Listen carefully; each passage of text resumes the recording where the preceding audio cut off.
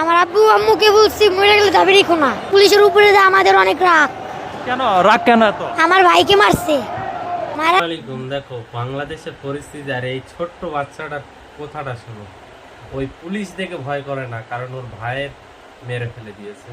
ওই ওর আম্মাকে কি বলেছে শুনতে থাকো। আমার আব্বু আম্মুকে বলছি মরে গেলে যাবে রেখো না। পুলিশের উপরে যে আমাদের অনেক রাগ। কেন রাগ কেন এত? আমার ভাইকে মারছে। নাক নেই, কানও নেই, কিছুই নেই। অত টাকা বাচ্চার সব কিছু রয়েছে।